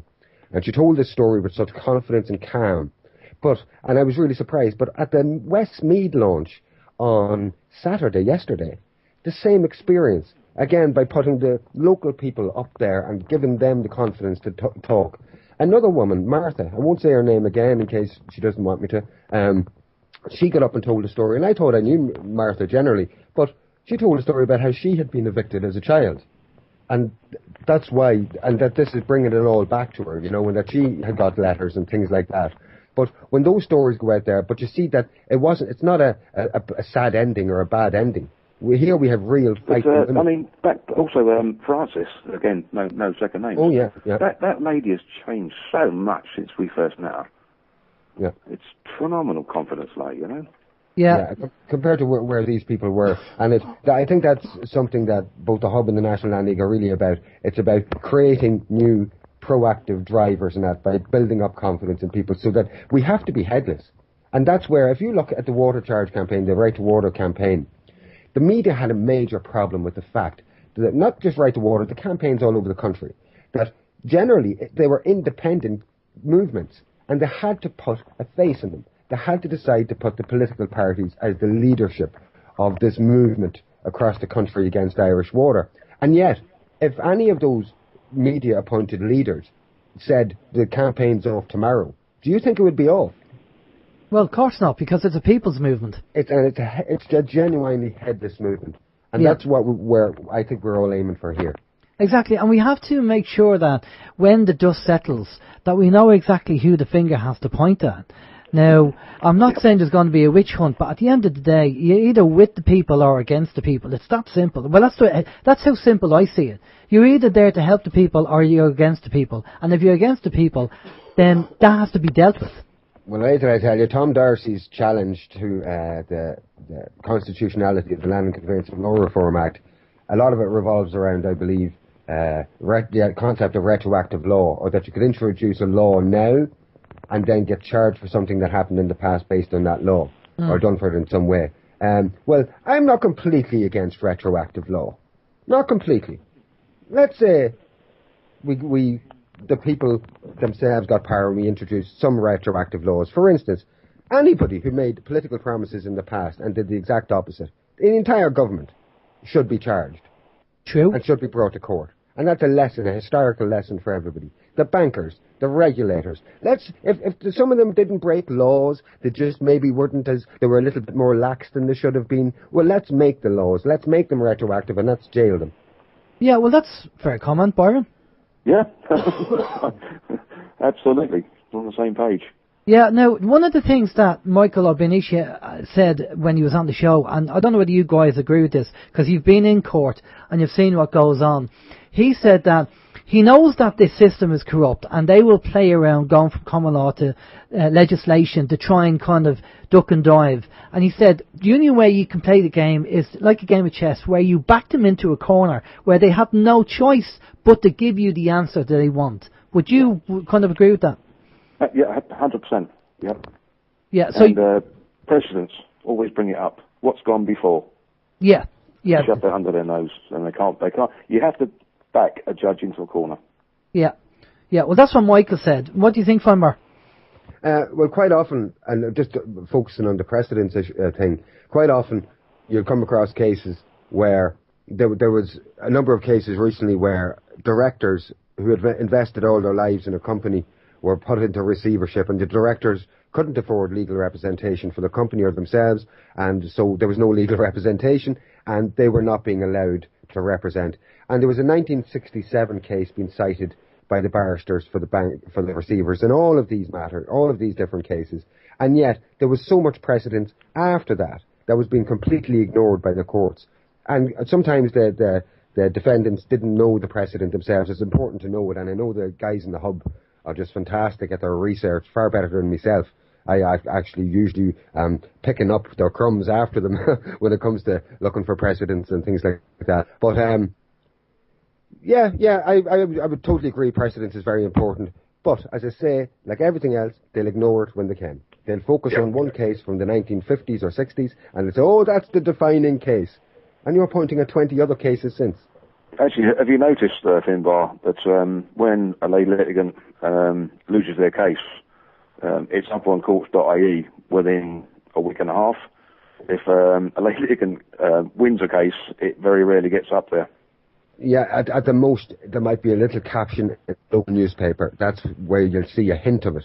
And the whole system it reminds me of a constipated old fart of a wealthy farmer. That's what it's like. The bell system's not working. There's no movement. It's just stuck in a rut of self-interest. Now, the interest is not only self-interest, they cover this, they put a facade of self-interest by pretending this is in the interest of the nation overall. There's an awful, appalling vista ahead of us that the banks might collapse. And that's really, when they look at you and they wince, if you ever seen Justice Paul Gilligan, he'll pull faces and winces like he understands what you're saying, but, and he never says what the but is. That's what the but is. This pretense that, if the system collapses, the system's not going to collapse. We're human beings. No matter what crisis we come upon, we evolve out of it very quickly. So that's absolute crap in terms of the judiciary. Bottom line is, the whole thing is sewn up for a particular elite, and we need to create that groundswell outside to bring it crashing down. And every solicitor and every barrister in this country needs to be targeted if they're participating in this fraud, which is what it is. Well, can I add to that? But the but would be, but if I let you away with this case, then my lifestyle will be affected, and I won't make the money that I get from this corrupt system that I'm actually perpetuating with all my other friends and my mates in the Gondel Circle. And of course, I'm in debt with the banks as well. And then if people find out I'm in debt, they'll expose me, and there'll be double standards. That's the problem. Most, from what we understand, obviously hard to prove in concrete, that the judges and the barristers are seriously in debt to the banks. Well, it came out... But they can afford to be because they've got such high wages, Yeah, but I said that there was a report there that I think it was last year, Steve, that we did a report that was in the newspapers. I don't know how true it is, but it was something like the debt that the barristers and solicitors and judges owed was higher than the money outstanding for people who are in debt with mortgages. But that wouldn't surprise me. We've got a rule in the hub, that if you do get a decent deal with a bank, and we never see you again, happy days. Just go in tonight, because the disclaimers that the bank gets you to sign are very strong, shall we say. Yeah, exactly. Well, you're going to have to go through them with a toothpick, really, because you don't know what's being said. I think we have another question in there, Steve. There's a couple of questions, a couple of comments. This came in there a while ago from John Joe on the OYM chat, and he says, in relation to going into court, he says, go in as a man in writing only, ignore completely the prosecution. They are a ghost to a man, and take time out to reply to a judge in writing. Do not speak. Just wondering what you guys think of that. Well, don't forget, Irish courts are a paper court. There really is very little comments. Technically, the judge will only ask you to expand on an affidavit. Yeah, Yeah, but not speaking at all. Like, I mean, reply in writing. Well, can I just jump in for that very quickly? Bill Thornton, who does a video on YouTube, is very good. He said the case is really decided before you go into court because it's based on the affidavit that you put in. And the only time the judge will talk to you is if he wants you to clarify a couple of things that's on the affidavit. Is that fair enough, Byron? Yeah, absolutely. That's what we see. Yeah. Yeah. And what is the problem? I'm hoping that everybody and all the listeners can see the problem jumping out with the notion that affidavits are not read onto the record in the court and that it's not done in public. There's a serious constitutional issue, not just at a Bunnock-Naharan level, but at a European level in terms of the right to a public trial, whether it's criminal or civil. And the Irish courts, that's the whole point. Again, it's all sewn up, and the groundswell needs to come from outside the courts. I would love to see, and I may be injuncted, arrested, or flailed for this, but I would like to see 100,000 people surround them four courts. Yeah, well, I think the whole idea of you doing the local protest to the local sisters is a good start. To let the people know in the local area that this solicitor is actually evicting people from the homes. I think now, I don't know whether it was you, Finbar, or Ben said about the man and wife. The man committed suicide because he thought that she would get the money to pay off the mortgage, but it turns out that there was a 16,000 deficit, and a week later the bank manager of the bank sent her a letter chasing her for the 16,000. Yeah, that was Ben. And Ben said that, and then everybody went down, a group of people went down outside the bank manager's house and started throwing a few coins in saying Judas, and then in a week after that there was a letter and the woman's 16,000 debt was signed off. Was written the off. Power of a few people. I'm telling you, most people underestimate what even... Listen to this. Minister Dermot Ahern, as the Justice Minister, he made a promise not to shut Dundalk Hospital, which was shut. And 10 of us, sometimes 15, stood outside his house, blind people, people in wheelchairs, for 10 weeks on a Sunday, for 2 hours every Sunday. And the Justice Minister resigned. And he said in 2 different Sunday newspapers that he resigned. We were the straw that broke the camel's back, and that the provisional IRA never came to his home, and we did, and that he wasn't going to have his personal life interfered like that. Now, if you look back at Brehon times, if somebody, let's say somebody's cow was stolen, and they got the thief, and the Brehon was called, and the Brehon, because they don't use coercion, the Brehon says to the thief, you need to give that cow back. And the thief says, I'm not giving it back. Well, the Brehon would most likely say something to the effect, well, you're going to be feeding that cow and looking after that cow. And when that man wants it back, the village will have to come and take that cow back. Now, if the man who had the cow stolen wasn't satisfied with that, he could go and sit on the doorstep of the thief and fast. And it was such an embedded cultural shame that he had to leave the community. And that's the way it worked. We were really surprised when Dermot Ahern resigned because of 10 people. 10 unknown people. Really surprised. But then I read about this, and there was a little cultural link in there in some way. Now, I didn't go into it any deeper, but the power of 10 or 15 people in a local area, when you remember that Fine Gael, Fianna Fáil come-ons would be lucky to have 10 people at a meeting, and yet our launches are pulling on average 110 people. So, you know, the power of a few people getting together and making it a bit bigger and a bit bigger and a bit bigger, you'll be surprised what you can achieve. I totally agree. I mean, look at what we said earlier on the show about RTA are getting scared because they're, excuse me, they're losing listeners because people are beginning to realise it's all propaganda. And the TV stations, the radio stations, and people are tuning in to the alternative media and, you know, and just making their own opinion based on what we talk about. We've no sponsors. We've nobody telling us that what we have to say and what we can't say. And this is the whole thing. So the truth is getting out there. The information is getting out there. I'm just watching the time, lads. We have about 5 minutes left, and I know there's a couple of questions, so I'm going to go over to Steve for them. Okay, yeah, we have a question in from Chris, which I'm going to ask momentarily. I'm just going to throw a quote out, or a comment out there from Paddy Mackey on People's Internet Radio. He sent in this one for you, Byron, and I'm guessing the same will probably go for Finbar. But Byron, you're doing great stuff. Keep the flag flying. You're a gentleman with a superb attitude to helping people, selfless, determined, and the heart of a lion. So that's Byron. That's from Paddy there on People's Internet Radio. I'm sure the same goes for you, Finbar. Don't worry about it. Yeah, well, and the question from Chris is wondering, can you ask the lads what happens when you sign a surrender document under duress? That's to be tested. Okay, we have to test that. I just got a text in from my sister there, and she just said she's listening to the show. Hello, Helen, how are you doing? She said the bank sent her a demanding letter of arrears of €4. What do you think of that? €4. And that's the lowest one yet. That's the lowest one, yeah. And she probably, you have to go to the hub for that one, I think, Helen. €4. My sister, for €16, was sent out an SFS and put into MARP. Yeah. For €16. And of course, do they charge? And if they don't cooperate. Do they charge for the letter? Do they charge like €20, some ridiculous price, because they sent you it's an admin fee because they charge you? Once it goes legal, all the legal cost starts to get piled onto your mortgage. Yeah, you see, this is the thing. But as Finbar said earlier, and Byron, I'm sure you'll agree with it, if you can put the bank in court over and over again and it's costing them money, they're going to turn around and go, we're not going to play this game anymore. This is costing us too much.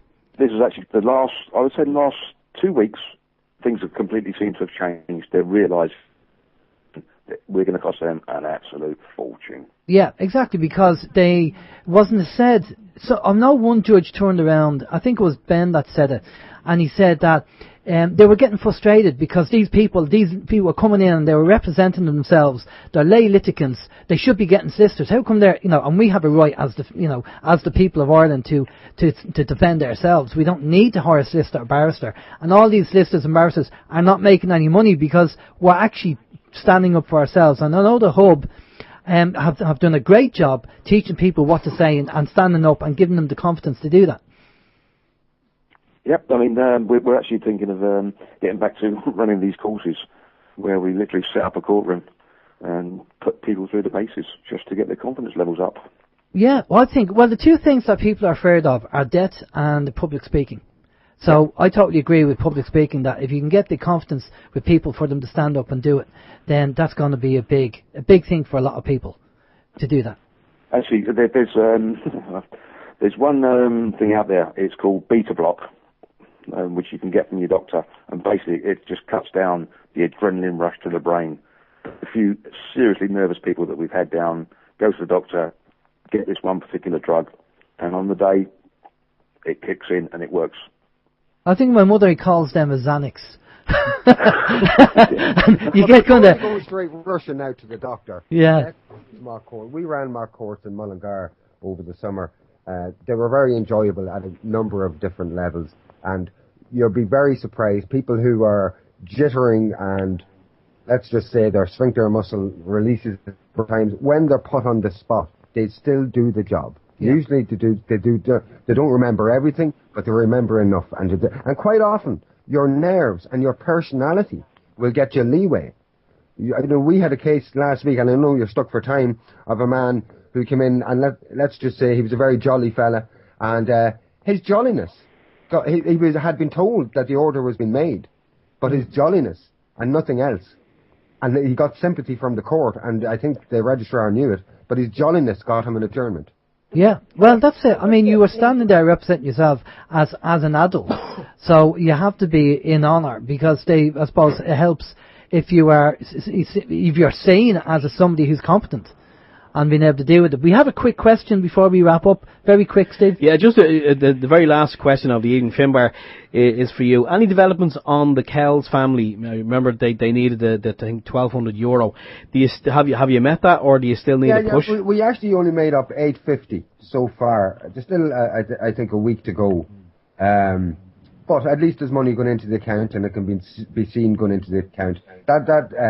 You can still donate to that on our donate button on the website, which is nationallandleague.org, and you can still make a donation to that. As you know, that money will be then coming back in. It was only supposed to be shown to be going into the account for a month. So we will keep you updated on the final outcome of that. But as I say, we reached $850. We pushed it, I thought, as much as we could. I know that we've got a lot of new likes over the last few days on the Facebook page, so maybe we'll put it out there one more time. Brilliant. Okay, let's wrap things up. Byron, give us all your information and your contact details and everything else. Okay. We're obviously on Facebook, the Hub Island, We have 2 web pages, hubisland.com. We're in 21 Little Mary Street, a 2-minute walk from the forecourts, an office that was donated to us. Our office number is 01 534 9118. Excellent. And Finbar? I'll just throw out the website, and all the local branch details are there and everything else. So it's just, again, National, National Land League, LANDLEAGUE, all one word, at .org. .org. So, and all the contact details are up there. All the details. Okay, lads, listen, a big thank you to both of you for coming on. A big thank you for all the work that you're doing with the Hub and the National Land League. It's brilliant stuff. It's great to see people power. And if people really want to get involved, it doesn't matter if you can even make one court once a month just to go down to give out leaflets. That's a big help. That's a starter to get you on the ladder. Yeah, and Byron, just to say, it seems we only meet at launches and radio interviews. We'll have to link in sometime soon. Yeah, no worries. Brilliant stuff. Lads. Okay, lads, just stay with us. Good night. Thanks, Byron. Just stay with us there for a minute there. We're just going to a musical break, and we'll be back after this. This is Open Your Mind Radio on OYMradio.com, UnitedWeStrike.com, and PeoplesInternetRadio.com. And we're back, yes. And just remember, we are the champions. I don't care what anyone says in this country or in this world. It's us who are. We are the champions. Freddie Mercury had it right. Yeah, we are the champions, and people power will come to the rescue.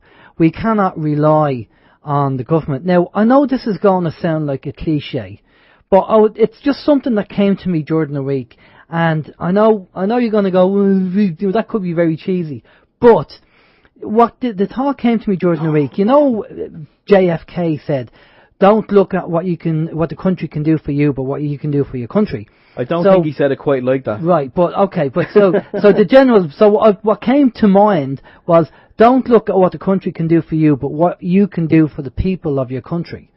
So, you know, and it's people power who are helping each other in Ireland when it's coming to the evictions and everything else. It's not the government. They're not doing anything. They're the problem. It's the people power that's helping each other, and it's the people power that will bring the system down. And so that's what it's all about. So if you're sitting there and you're listening to the show and you're saying, I want to get involved, I want to do something, but I don't know what to do, well, the first thing you do is send the Hub or the National Land League an email and say where your location is, and is there a group around, or can I get a group together, or can I at least just get flyers, print them out on your printer and go down to the local court and give them to people who are there for repossessions. That's it. That's all you need to do, really. And then if you have a local group, go along, meet them, join them. And there's one thing I will say about being in one of the groups, there's great camaraderie, because you're all meeting there for a common purpose and you get to know each other, and it's great fun and it's a bit of a buzz. It's great energy. So if you want to get out and do something, and I know people might be unemployed, you don't have any money, like most of the country, but just, you know, if you can get to a local group, or if there's no local group, set one up. Or, as I see, just print out a few flyers and go down to the local court. We can all do a little bit, and it's like the ripples in the pond. The more ripples we create, the more the pond gets, the bigger the wave, as we say. I suppose the best way, I'm thinking off the top of the head. Yes. yes. Sorry. Just when you mentioned there about meeting outside the courtrooms, and if people can print out some flyers and just hand them out to people, you said it, and it's great there, all meeting with for a common purpose. Just the thing that popped into my mind was we're nothing to do with common purpose, and anyone who might be listening to the podcast and hear those two words and go, I heard something before about common purpose, they must be involved in that. That's not exactly what Alan meant. Just wanted to clarify that. Well, common purpose? Yeah. Yeah, no. We're nothing to do with common purpose. Just because you use those two words doesn't mean that, because for someone who's listening to the podcast, they might go, that was a great show, and then you might hear common purpose, then they'll say, oh, they're involved with that sort of thing. No, we're not. No, we're not. No, this is the trouble, they take these common words that are used, and you put them together, and then when you actually put them into context, nothing got to do with common purpose. It can be taken out of context, I suppose, Yeah. for want of a better word. So it's nothing got to do with common purpose. It's just working together. So, but look, it's all about helping each other, and that's what it's all about, and that's what's going to happen. If we keep doing that, we're going to get to the, hopefully get to the stage where we can help each other. Now, next week we have back on with popular requests from people asking them to come back on, Dr. Joseph Chipolone. Now, according to Dr. Joseph, if things go the way they're going and what he believes, we won't have to really worry about it too much, because by September we won't be here. But I hate to be the doom and gloomer. Well, this is what. Where will we be? Well, I don't know. We could be one of the viable people that were going to be picked up. Okay. Well, so we'll be somewhere with a glass in one hand anyway. I don't know. Look, it's all down to people's interpretations and what you believe and what you don't want to believe and everything else.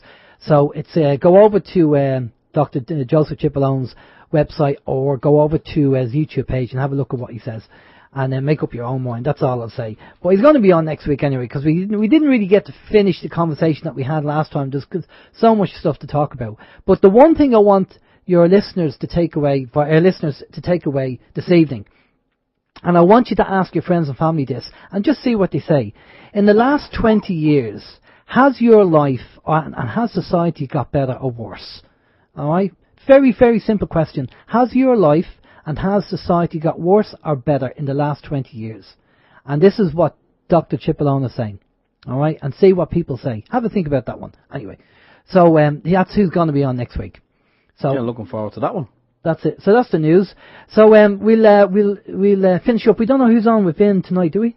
No, I neglected to find out that information. I do apologise. Yeah, sorry. There you go. It's always good. It doesn't matter who's on. It's always good. It's always interesting anyway. It's always good information. Okay, so we love you and leave you then. Have a good weekend. Stay safe. If you have any information, let us know. And we are myself and Steve are going to be talking about the rehash of the OYM website and updating it and upgrading it and everything else, because it needs an update. So we're going to be kind of talking about that. So for myself, Alan James, take it easy, stay safe, and we'll see you next week. Bye bye. Yeah, it needs an old coat of painter or something. Mick wasn't in the chat room tonight, so anyone who's online or if earlier on he was. Oh, was he? Yeah. Okay. Well, anyway, if you're online or if you're in the Lucan area and you want to tune into Liffey Sound FM, it's liffeysoundfm.ie. You can. It's normally between 9 p.m. and 10 p.m. GMT. You will hear Mick. Anyone who knows, who's a regular on this chat room, will know Mick, and yeah, he does have his own show with his own good guests on, as I say, online and also on air on FM. So yeah, there we go. Right, okay, we're going to hand you over to Vin on PIR. We'll do it all again next week. So take care from myself, Stephen George. Good evening.